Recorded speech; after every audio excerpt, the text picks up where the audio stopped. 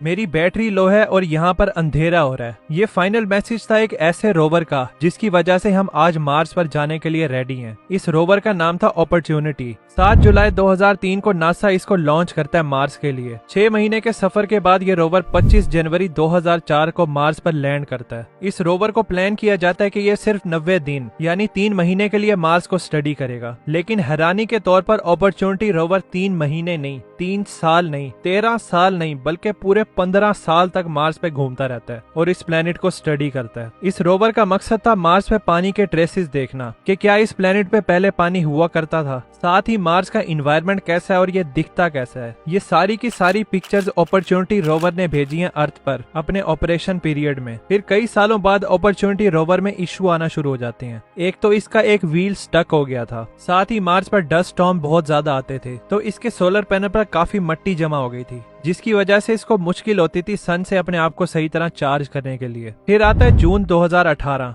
Opportunity rover 45 kilometre Mars की surface पर सफर कर लेता है। इसी महीने मार्स पर बहुत बड़ा ग्लोबल डस्ट स्टॉर्म आता है जो सन को पूरी तरह ब्लॉक कर देता है। अपॉर्चुनिटी रोवर अपने आप को सही तरह चार्ज नहीं कर पाता। 10 जनवरी 2018 को अपॉर्चुनिटी रोवर अपना फाइनल मैसेज अर्थ पर भेजता है, my battery is low and it's getting dark. ये मैसेज पूरी दुनिया में वायरल हो जाता है और दिखाता है अपॉर्चुनिटी रोवर की स्ट्रगल मार्स पे। नासा इस रोवर को रिवाइव करने की बहुत कोशिश करता है। इसको सैकड़ों बार रिकवरी कमांड्स भेजे जाते हैं, लेकिन आगे से अपॉर्चुनिटी का कोई रिस्पॉन्स नहीं आता। 13 फरवरी 2019 को नासा ऑफिशियली अपॉर्चुनिटी के मिशन को कंप्लीट डिक्लेयर कर देता है, क्योंकि इसने मार्स को सिर्फ 3 महीने स्टडी करना था, लेकिन ये 15 सालों तक उसको स्टडी करता है, तो मिशन का ऑब्जेक्टिव तो पूरा हो गया था। फिर आते हैं कैसिनी-हुयगेन्स, जिनको जानबूझकर तबाह किया गया। इनको बनाया गया था सैटर्न और उसके मून्स को स्टडी करने के लिए। ये 2 अलग अलग ऑब्जेक्ट थे, कैसिनी और ये छोटा सा हाइगन। ये जॉइंट प्रोजेक्ट होता है नासा, यूरोपियन स्पेस एजेंसी और इटालियन स्पेस एजेंसी के दरमियान। 15 अक्टूबर 1997 को लॉन्च किया जाता है इसको सैटर्न के लिए। सोलर सिस्टम में 7 सालों के सफर के बाद फाइनली ये 1 जुलाई 2004 को सैटर्न के ऑर्बिट में एंटर करता है। कैसिनी का मिशन होता है कि ये सैटर्न को स्टडी करेगा, उसके रिंग्स के बारे में इंफॉर्मेशन लेगा और सैटर्न के इतने सारे मून्स को स्टडी करना। इसने सैटर्न के मून जैसे कि टाइटन, इनसोलेडस, डियोन, रिया के पास फ्लाई बाय मिशन करने थे, इस सर्च में कि शायद इनकी आईसी सरफेस के नीचे पानी हो। और ये कैसिनी के साथ ये छोटा सा हाइगन था। इसका मिशन होता है सैटर्न के सबसे बड़े मून टाइटन में एंटर होकर स्टडी करना, क्योंकि साइंटिस्टों को लगता था कि टाइटन में पानी है। 25 दिसंबर 2004 को हाइगन कैसिनी से डिटैच होता है और अपनी जर्नी सैटर्न के सबसे बड़े मून टाइटन की तरफ शुरू कर देता है। हाइगन टाइटन के एटमॉस्फेयर में 14 जनवरी 2005 में एंट्री मारता है। डिसेंड करते हुए हाइगन टाइटन के एटमॉस्फेयर और वेदर के बारे में डाटा कलेक्ट करके भेजता है। हाइगन सक्सेसफुली टाइटन की सरफेस पर लैंड हो जाता है और ये पहला मैन मेड ऑब्जेक्ट होता है जो किसी प्लेनेट के मून पे कदम रखता है, आउटर सोलर सिस्टम वाली साइड पे। हाइगन डिस्कवरी करता है कि टाइटन में नहरें और दरिया भी हैं, लेकिन मीथेन और इथेन के। इसको टाइटन में कॉम्प्लेक्स ऑर्गेनिक केमिस्ट्री का सुराग भी मिलता है, जो ठीक वैसे ही था जैसे हमारी अर्थ पर शुरू में होता था। ये सारा डाटा ट्रांसफर करने के लिए हाइगन के पास सिर्फ 90 मिनट का टाइम था और ये सारा डाटा सक्सेसफुली कैसिनी को ट्रांसफर कर देता है, जिसके बाद कैसिनी वो डाटा अर्थ पर ट्रांसफर करती है। अब आता है ग्रैंड फिनाले का टाइम। कैसिनी 290 बार सैटर्न के गिर्द चक्कर लगा चुका था। अब क्योंकि सैटर्न के मून हैबिटेबल थे रहने के लिए, साइंटिस्टों को डर होता है कि कहीं कैसिनी सैटर्न के गिर्द चक्कर लगा लगाकर उसके मून्स में क्रैश ना हो जाए। अगर ऐसा हुआ तो अर्थ के माइक्रोब उसके मून को गंदा कर देंगे। वो चाहते थे कि सैटर्न के मून अर्थ के बैक्टीरिया और माइक्रो ऑर्गेनिज्म से पाक रहें, ताकि उन मून्स को फ्यूचर में भी स्टडी किया जा सके। तो बजाय कैसिनी खुद ही कहीं क्रैश हो, ये फैसला करते हैं कि कैसिनी को सैटर्न में ही क्रैश कर देते हैं। इसकी वजह से सैटर्न के एटमॉस्फेयर भी स्टडी हो जाएगा और उसके रिंग्स भी। 15 सितंबर 2017 को कैसिनी सैटर्न के एटमॉस्फेयर में एंटर होने के बाद जलकर खत्म हो जाता है। बाकी वो छोटा सा हाइगन वो अभी भी टाइटन पे है, लेकिन उसकी बैटरीज डेड है। इसके बाद आता है वेनेरा 7, जिसको बनाया गया था हमारे सोलर सिस्टम के सबसे हॉट प्लेनेट वीनस को स्टडी करने के लिए। वेनेरा 7 को बनाया था सोवियत यूनियन ने। 17 अगस्त 1970 को इसको लॉन्च किया जाता है वीनस के लिए। वेनेरा 7 4 महीने में मिलियंस ऑफ किलोमीटर का सफर करने के बाद 15 अगस्त 1970 को वीनस के एटमॉस्फेयर में एंट्री मारता है। इसको एक्सट्रीम हीट और प्रेशर का सामना करना पड़ता है लैंडिंग के वक्त, क्योंकि प्लेनेट वीनस की सरफेस का टेम्परेचर 464 डिग्री सेंटीग्रेड होता है। इन चैलेंजेस के बावजूद वेनेरा 7 सॉफ्ट लैंडिंग करने में कामयाब हो जाता है और ये स्पेस एक्सप्लोरेशन हिस्ट्री का पहला स्पेसक्राफ्ट बन जाता है जिसने दूसरे प्लैनेट पर लैंडिंग की। जब ये सरफेस पर पहुंचता है तो डाटा ट्रांसमिट करना शुरू कर देता है अर्थ पे। इसने वीनस के एटमॉस्फेयर, टेम्परेचर और प्रेशर के बारे में बहुत ही valuable information the.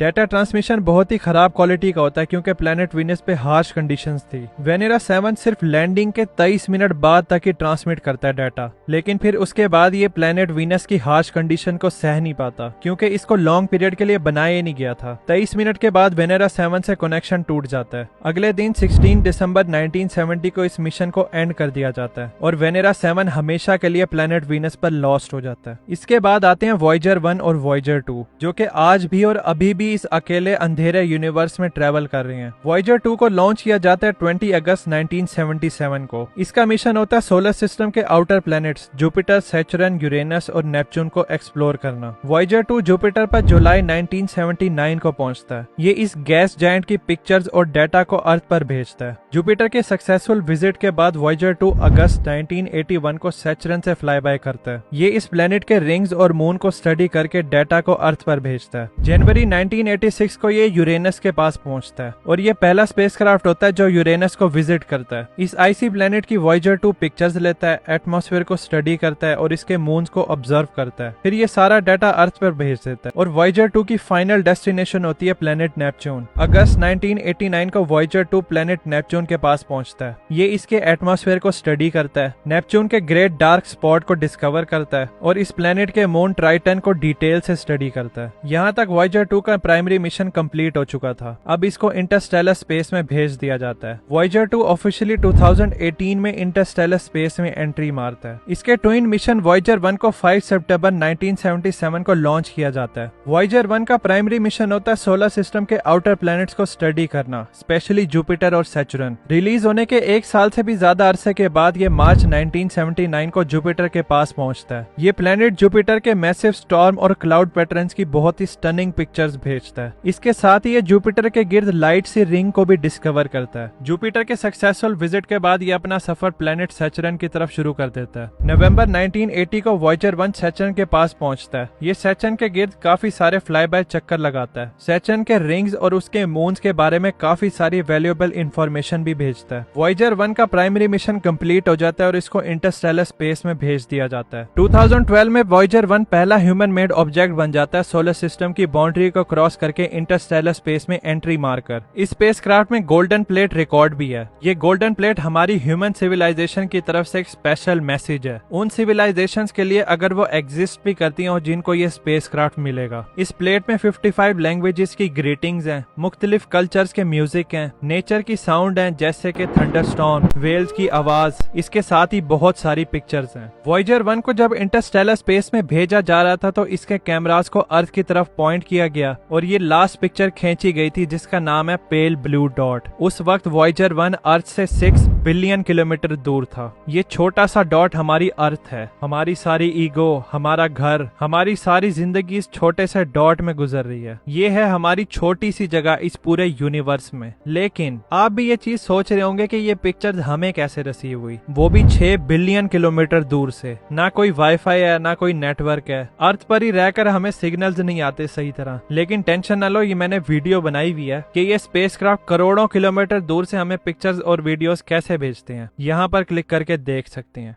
Thanks for watching.